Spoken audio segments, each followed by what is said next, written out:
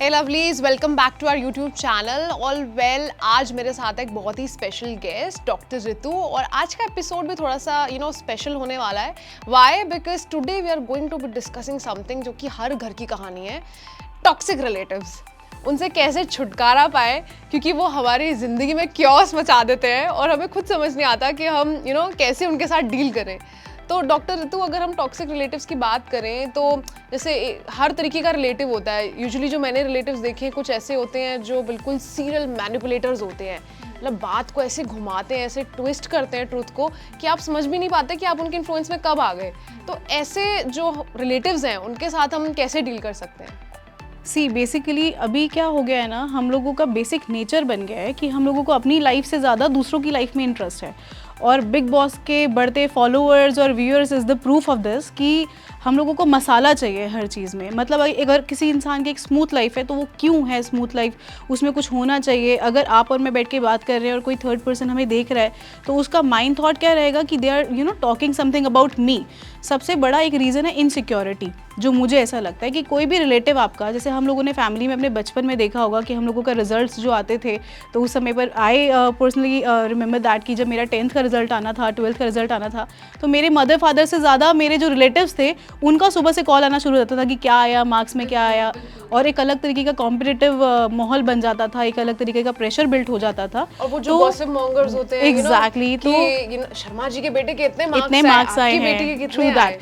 तो ये एक इनसिक्योरिटी है कि हम कहीं ना कहीं, मतलब एक होता है ना कंपटीशन, एक अलग चीज़ है, it's a good thing, but एक इनसिक्योरिटी जो आ गई, जैसे हम बात करते हैं कि एक प्राउड में और एक सेल्फ रिस्पेक्ट में एक बहुत ही बारीक सी लाइन होती है, तो ऐसे ही हम बात करते हैं कि एक कंपटीशन में और एक इनसिक्योरिटी में भी बहुत ही बारीक सी लाइन है। इनसिक्योरिटी क्या है कि कहीं ये फैमिली और अ पर्सन हमसे आगे ना बढ़ जाए ज़्यादा, हमें अप टू डेट रहना है उसको। अभी हमने एक मूवी भी देखी थी सुशांत सिंह राजपूत की, जिसमें कंपटीशन होता है कॉलेज में और वो लोग क्या करते हैं कि उनको पता है कि हम जीत नहीं सकते, तो हमने देखा था कि हूटिंग करके, सामने वाले का मोरल डाउन करके, बेसिकली उसको थोड़ा सा चेज़ करके हम लोग क्या कर रहे थे, वो लोग उनको थोड़ा सा कंपटीशन में डिप्राइव कर रहे थे। तो आजकल सोसाइटी में यही चल रहा है कि अगर आप खुद नहीं जीत सकते तो सामने वाले की टांग पकड़ करके उसको नीचे ले आइए। और ये रिलेटिव्स भी ना वैसे तो भिन्न प्रकार के होते हैं, पर सबसे ज़्यादा annoying I personally find is कि एक फाइनेंशियल जो आपके ऊपर बर्डन बन जाता है, हाँ। कि हर बार आपसे जो है फाइनेंशियली भी इनको असिस्टेंस चाहिए है, पैसे चाहिए, और चाहिए लौटाएं या ना लौटाएं, लेकिन आपका ये पूरा घर उजाड़ के जाएंगे। तो ऐसे लोगों से कैसे बचें? मतलब ऐसे रिलेटिव्स, क्योंकि आप रिलेटिव है तो आप मना भी नहीं कर सकते कि पैसे नहीं देने, बिकॉज इट लुक्स बैड, क्योंकि we are a big one happy family. So देखिए, न्यूक्लियर फैमिली का ट्रेंड है अभी इस समय पर इंडिया में। अगर हम बात करें, वेस्टर्न कल्चर हम लोग फॉलो कर रहे हैं, तो अभी क्या रह गया है कि सबसे पहला ट्रस्ट इश्यूज बहुत हो गए हैं। पहले एक कंबाइन एक जॉइंट फैमिली हुआ करती थी, वहाँ पर सब लोग मिलकर जिसकी अपनी अपनी रिस्पॉन्सिबिलिटी थी बढ़ जाती थी। अभी क्या हो गया, न्यूक्लियर फैमिली के होने की वजह से क्या है कि किसी एक हेड ऑफ द फैमिली पर रिस्पॉन्सिबिलिटी है या फिर हस्बैंड वाइफ पर रिस्पॉन्सिबिलिटी है। चाहकर भी फाइनेंशियल जो उनके एक्सपेंस होते हैं वो बियर नहीं कर पाते हैं। अच्छा, उसके ऊपर सोशल प्रेशर बहुत ज़्यादा होता है। तो क्या होता है कि अब सोसाइटी में तो हमें ये दिखाना है कि हम करोड़पति फैमिली से बिलोंग करते हैं, हमारे पास में पॉश है, हमारे पास में ये है, लेकिन इंटरनल तो हम जानते हैं। तो सोसाइटी से अगर आप डिमांड करोगे पैसों की तो वो लोग जज कर लेंगे। तो एट द एंड क्या है, जहाँ जिम्मेदारी निभाने की बात आती है वहाँ फैमिली याद नहीं आती है, बट जहाँ फाइनेंशियल हेल्प की बात आती है वहाँ सबसे पहले हमारा बड़ा भाई है, हमारी बड़ी बहन है, ये है। तो बेसिकली हम लोगों को एक माइंड सेट कर लेना चाहिए कि अगर हम लोग न्यूक्लियर फैमिली में हैं तो हमारी responsibility towards our other family members कितनी होनी चाहिए, कैसे कैसे होनी चाहिए। फाइनेंशियल मैनेज भी अगर कोई इंसान कर रहा है, for example head of the family अगर हमारे फादर हैं या हमारा लाइफ पार्टनर है, वो अपने ब्रदर को हेल्प कर रहा है फाइनेंशियली, तो उसको ये पता होना चाहिए, उसको मतलब उसके एक कंसेंट में ये होना चाहिए कि मेरी फैमिली इससे कहीं ना कहीं इफेक्ट ना हो जाए।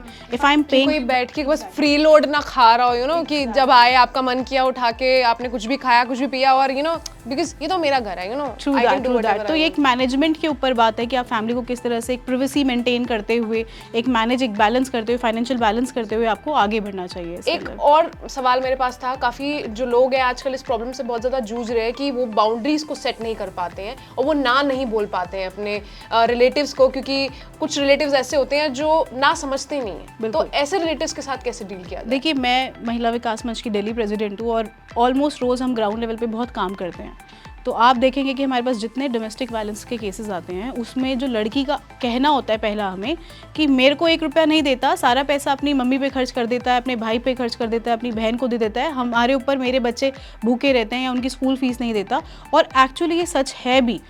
एक अगर आप जैसे हम लोग बात करते हैं तो एक एजुकेटेड फैमिली हो गया या एक वर्किंग क्लास फैमिली होगी, इसमें दोनों कमा रहे होते हैं, वहाँ इतना प्रॉब्लम नहीं आता इसका। लेकिन स्टिल मिडिल क्लास फैमिली में अभी भी ये प्रॉब्लम एग्जिस्ट कर रहा है। तो जो एक आदमी है उस घर का, जो एक हेड ऑफ द फैमिली है, बहुत ज़रूरी है उसको ये सब चीज़ें बैलेंस करना। अगर आप किसी को अपने घर में लेकर आए, women is with you know, उससे आपकी शादी हुई है, उसने आपके पूरे जीवन की भाग दौड़ संभालने का एक आपके साथ में आपका साथ दिया उस चीज़ में, तो बहुत ज़रूरी है कि आप उसको भी समझिए। ऋतु जी, मैं आपकी बातों से बिल्कुल बहुत ज़्यादा सहमत हूँ। हमें कोई भी ऐसा इंसान जो हमारी एनर्जी को इज़ अ वैम्पायर, जो हमारी एनर्जी को सक कर रहा है, उसे नेगेटिव बना रहा है, और साथ ही साथ हमें ऐसा फील करा रहा है कि हम जो भी करें वो गलत है, उससे तो बिल्कुल दूर रहना चाहिए। एक समटाइम्स जैसे इग्नोरेंस इज ब्लिस, कुछ चीज़ें आप देख के भी अनदेखा कर सकते हो। तो आई थिंक रिलेटिव्स के साथ भी बिल्कुल यही केस मेरी दादी थी, देखो हम लोग कहते हैं कि पुराने लोग हमें बहुत कुछ सिखा देते हैं। तो माई ग्रैंडमदर यूज टू से दिस कि जब हम लोग भी बचपन में थे तो ऐसे रिलेटिव टॉक्सिसिटी ये सब हम लोगों ने भी ऑलमोस्ट 99% लोगों ने अपने टाइम पर इस चीज़ को फेस ऑफ किया है। तो मेरी दादी बोलती थी कि एक चुप 100 को हरा देता है। तो मतलब आप अपनी कर्मों से जवाब दीजिए किसी के लिए भी, और इस समय पर अगर आप आर्ग्यूमेंट्स करेंगे, जवाब देंगे, तो आप और बदतमीज कहलाए जाएंगे।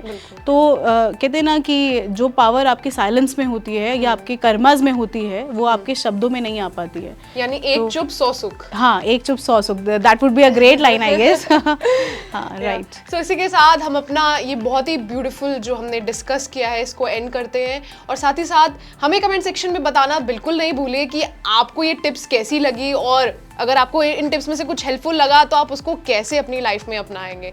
तो देखते रहिए हमारे साथ और हमारे साथ जुड़े रहिए। हम दोबारा आएंगे एक बढ़िया स्टोरी के साथ।